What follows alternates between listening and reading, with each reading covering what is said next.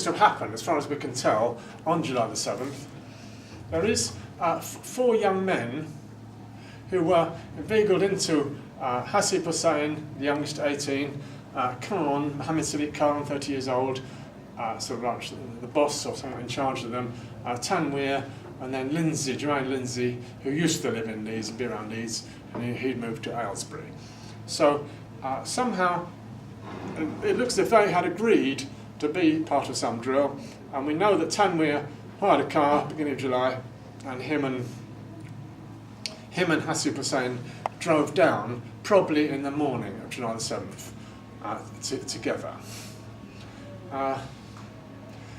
Khan is a very fascinating figure, and as Muad'Dib says in Ripple Effect, he would have had liaison with the local police because he did work getting youngsters off drugs and so on, and so he was known to the local police, and it might have been through him that they were able to get to those young men.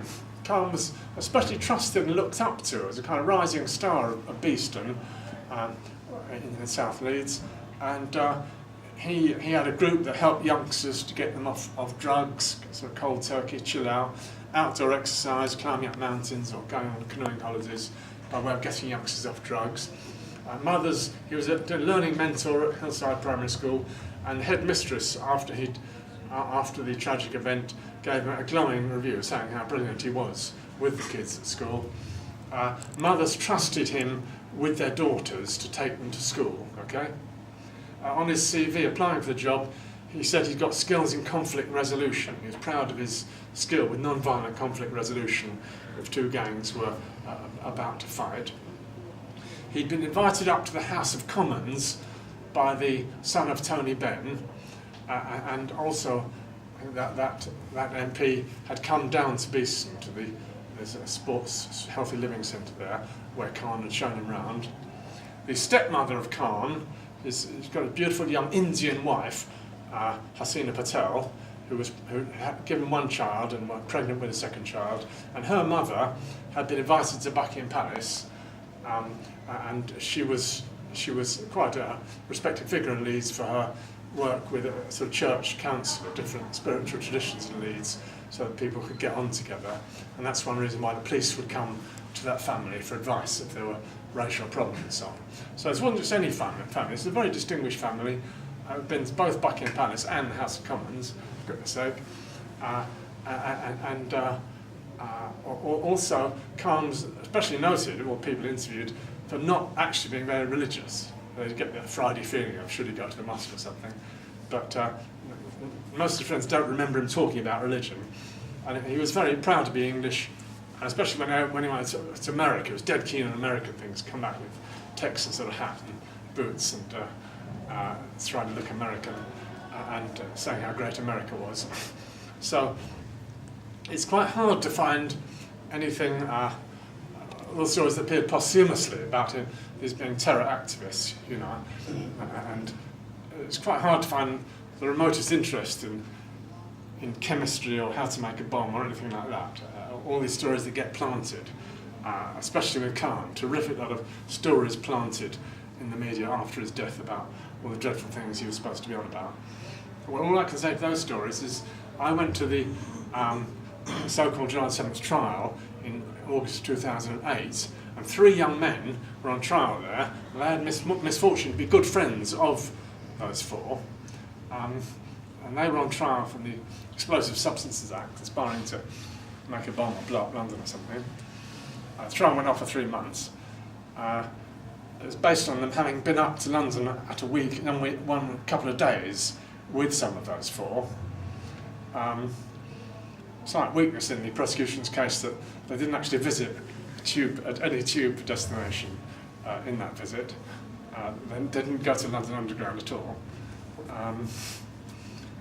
And so the jury eventually found them guilty, but found them not guilty. But none of those 3 said anything about the 4 by way of having any terror conspiracy or anything. Now, those people who knew those 4 really well, right? And also it would have been to their advantage, I reckon, for them to avoid being sentenced if they had said damning comments about the four of secret terror interests or hating the British establishment or whatever.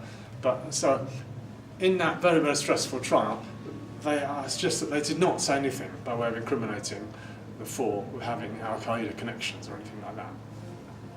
They did go over to Pakistan practicing sort of military training, which is a bit like young men here doing army training, as far as I can see.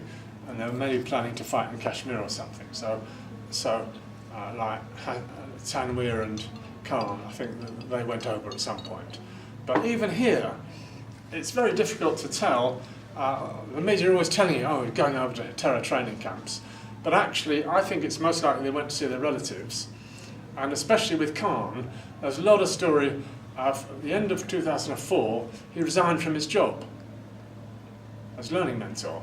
And then he told his wife he was going away, had to go back to Pakistan, and didn't know when he'd be back, maybe a couple of months or whatever. And the government tried to make out a story about, oh, this heartless terrorist is going off to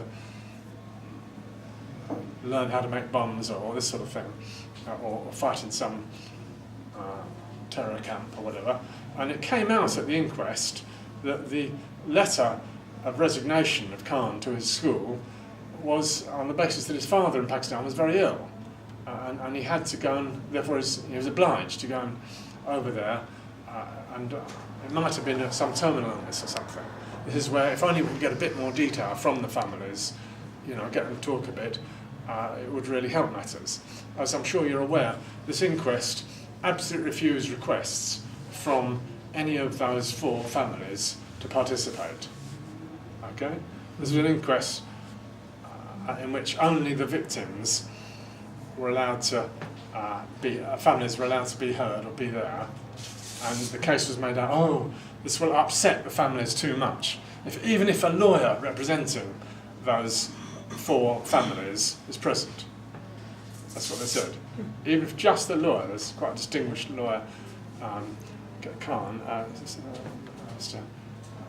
in Holborn, who would have represented Hasina Patel, and they said, no, this would be too upsetting just to have a lawyer. So that inquest totally denied the any right of those families to be there. So we don't hear their story very much. That's part of the horror of what this inquest is doing. It demonises these people, makes up unpleasant stories about them, and then does not allow them to reply, right of reply. Well, as far as I make out, Khan went to see his family in his last visit, and he was phoning back to Hasina Patel, his wife, quite a lot, and he did come back. He said, I'm coming back now. And my impression is that any news about his reason for going over there to visit his family was very much blocked out. Although there's an important interview with Hasina Patel, the only one she did give on Sky TV, which you can still listen to, in which she explains that's her view. There were posthumous videos of two of them put out, Khan and Tanweer, which mysteriously appeared nowhere, given to Al Jazeera to broadcast, quite menacing. And what Hasina Patel, she said, I just don't recognise that's not my husband. And when The Guardian went up to Round Beeson, when that video was released, it found various lads who knew the four, who said, oh, I don't believe that's Khan speaking, I just don't believe it. So The Guardian found that locals around Beeson didn't believe that was really Khan's voice. So I think that was, my opinion is that was voice morphing technology. And to do that, they just need a real sample of you speaking into the camera, okay? Which they would have had. Khan's quite an eminent fellow locally, as I've explained, and he worked with the police, quite likely for getting youngsters off drugs. Okay, so Khan was very